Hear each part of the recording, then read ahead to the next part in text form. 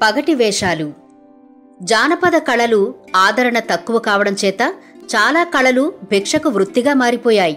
బుర్రకథ, వీధి నాటకం, యక్షగానం వంటి కళారూపాలు భిక్షుక వృత్తిగా మారిపోయిన దశ కనిపిస్తోంది. అలాంటి కళారూపాల్లో పగటి వేషాలు ఒకటి. చాలా జానపద కళారూపాలు మతపరంగానో కులపరంగానో వాయిద్యాల పేరుతోనో పిలవబడితే కేవలం ప్రదర్శన సమయాన్ని బట్టి పిలవబడేది పగటి వేషాల కళ. అనేకమైన వేషాలు ప్రదర్శించబడడం చేత, పగటిపూటనే ప్రదర్శించబడడం చేత అవి పగటి వేషాలయ్యాయి. పగటి వేషాలనే పైటేషాలని కూడా అంటారు. వీధి నాటకాలే పగటి వేషాలు. పగటి వేషాలు జానపద కళారూపాల్లో ప్రాముఖ్యమైనవి. వీధి నాటకాలే పగటి వేషాలుగా మారాయని పరిశోధకుల అభిప్రాయం. ప్రదర్శించే వేళను బట్టి, సమయాన్ని బట్టి వీటికి పగటి వేషాలని పేరొచ్చింది. కేవలం పగటిపూట మాత్రమే వీటిని ప్రదర్శిస్తారు. పగటి వేషాలను సంచారి పగటి వేషాలని, స్థానిక పగటి వేషాలని విభజించవచ్చు. సంచారి పగటి వేషాల వాళ్లు దాదాపుగా సంచార జీవనం చేస్తూ ప్రదర్శనలిస్తుంటారు.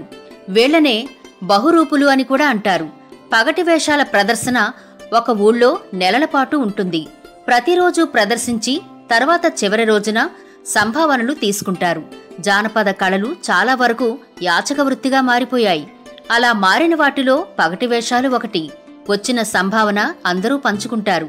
వీరు ఆహార్యం, అలంకరణ పట్ల శ్రద్ధ వహిస్తారు. సంభాషణలు, వీరు చెప్పే పద్యాలు రక్తి కట్టిస్తాయి. పగటి వేషాల్లో వచ్చిన మార్పులు. ప్రాచీన కాలంలో అనేక పగటి వేషాలు ప్రదర్శించబడేవి. కాని ఇప్పుడు అన్ని వేషాలు వేయడం లేదు.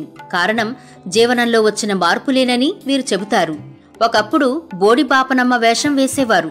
కాని ఉదయమే ఈ వెధవ మొహం చూడలేమని, ఈ వేషంతో మా ఇంటి వద్దకు రావద్దని కొందరు చెప్పడం మూలాన ప్రస్తుత పరిస్థితుల్లో ఈ వేషం వేయడం లేదని వీరు చెబుతున్నారు.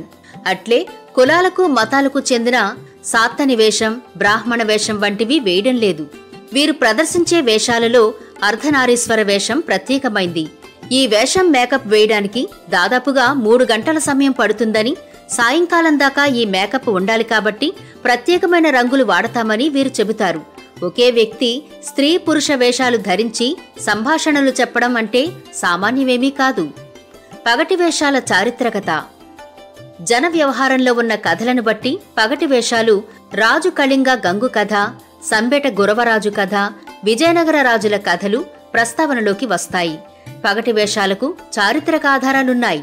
భిక్షుకు వృత్తిగా ప్రారంభమైన ఈ కళ కాలక్రమంలో ఒక సంక్లిష్ట రూపంగా మారింది.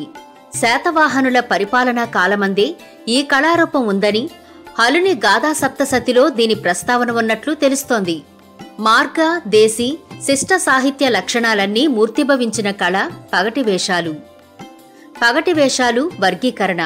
పగటి వేషాలు ఒకప్పుడు దాదాపుగా 64 ఉండేవని, కాని ఇప్పుడు 32 వేషాలు మాత్రమే వేస్తున్నామని నంద్యాల కళాకారులు అంటారు. ఇతివృత్తం ఆధారంగా పగటి వేషాలను 5 విధాలుగా విభజించవచ్చు. మతపరమైనవి: ఆది భైరాగి వేషం, చాత్తాది వైష్ణవ వేషం, కొమ్ముదాసరి వేషం, హరిదాసు వేషం, ఫకీరు వేషం, సాహిబుల వేషం. కులపరమైనవి: బుడబుక్కల వేషం, సోమయాజులు, సోమిదేవమ్మ వేషం, బోడి బ్రాహ్మణ స్త్రీ వేషం, వీరబాహు వేషం, గొల్లబోయుడు వేషం, కోయవాళ్ల వేషం, దేవరశెట్టి వేషం, దేవాంగుల వేషం, ఎరుకల సోది వేషం వంటివి. పురాణపరమైనవి: జంగం దేవర వేషం, శక్తి లేదా శూర్పణక వేషం, అర్ధనారీశ్వర వేషం వంటివి. జంతు ప్రదర్శన పరమైనవి: గంగిరెద్దుల వేషం, పాములోళ్ల వేషం, ఇతరములు, పెట్టెలదొర వేషం, చిట్టిపంతుల వేషం, కాటికావిళ్ల వేషం వంటివి. పగటి వేషాలు ప్రదర్శన రీతులు. పగటి వేషాల్లో కొన్నింటిలో సంభాషణలకు ప్రాధాన్యత ఉంటే, మరికొన్నింటిలో పద్యాలకు, అడుగులకు, వాయిద్యాలకు ప్రాధాన్యత ఉంటుంది. బుడబుక్కల వేషం, ఎరుకలసాని వేషం, బోడి బ్రాహ్మణ స్త్రీ వేషం వంటి వాటిలో సంభాషణలకు ప్రాముఖ్యత ఉంటుంది. పురాణ వేషాల్లో హార్మోనియం, తబలా వంటి వాయిద్యాలతో పాటు యక్షగాన శైలిలో ప్రదర్శన ఉంటుంది. కుల సంబంధమైన పగటి వేషాలు సంఘంలోని అనేక కులాల వారి జీవన విధానాన్ని వ్యంగ్యంగా ప్రదర్శిస్తాయి. ప్రతి కులాన్ని గురించి తెలియజేస్తూ ఆ కులాలపై సమాజం యొక్క అభిప్రాయాలను విమర్శిస్తాయి. వ్యంగ్యమే పరమావధి. పగటి వేషాల లక్ష్యం వ్యంగ్యమే. వీరికి రంగస్థలమంటూ లేదు. ఇంటి గడప, వీధులు, సందులు, గొందులు, అన్నీ వీరి రంగస్థలాలే. ప్రదర్శన సమయాల్లో ప్రేక్షకులు ప్రదర్శకుల మధ్య వ్యత్యాసముండదు. పగటి వేషాల్లోనే ప్రత్యేకత ప్రావీణ్యత కలిగిన వేషం అర్ధనారీశ్వర వేషం. ఒక వ్యక్తి మధ్యలో తెరకట్టుకుని ఒకవైపు నుండి పార్వతి, మరోవైపు నుండి శివుడుగా అలంకరణ చేసుకుని ప్రదర్శనలిస్తాడు. తెర మార్చుకుంటున్నప్పుడు ఒకవైపు నుండి చూస్తే శివుడు, మరోవైపు నుండి చూస్తే పార్వతిని చూసిన అనుభూతి కలుగుతుంది. తెర మార్చుకోవడంలోనే వీరి నైపుణ్యమంతా దాగుంది. పగటి వేషాలు గొప్పతనం. పగటి వేషాల్లో ఉండే గొప్పతనం ఇతరుల్ని నమ్మించడం, ఒకనాటి పరిపాలకుల దృష్టికి ప్రజల సమస్యలను తీసుకురావడం, వర్గమానాలను వేరు చేయడం కొరకు ప్రధానంగా ఈ ప్రదర్శనలు ప్రచారంలోకి వచ్చాయని ప్రతీతి. రాయలసీమలో పగలేసిగాళ్లు.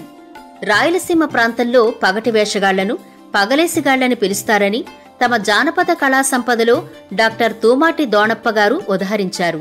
వీరు కూడా విప్ర వినోదుల్లాంటివారు.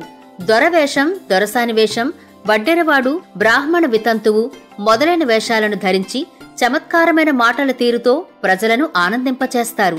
ధరించే ఆయా పాత్రల నడక, మాట, యాస, భాష, ఉచ్చారణ వారికి వెన్నతో పెట్టిన విద్య.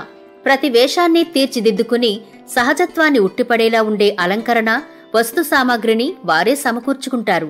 ఎవరు ఏ మాట మాట్లాడినా పరిహాస దరహాసంతో సమాధానమిస్తారు.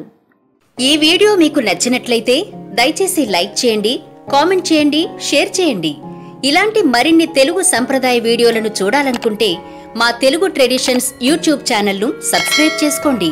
అలాగే మీరు ఏదైనా విషయాన్ని మా నుండి వీడియో రూపంలో చూడాలనుకుంటే దయచేసి కామెంట్ సెక్షన్లో మాకు తెలియజేయండి. ధన్యవాదాలు.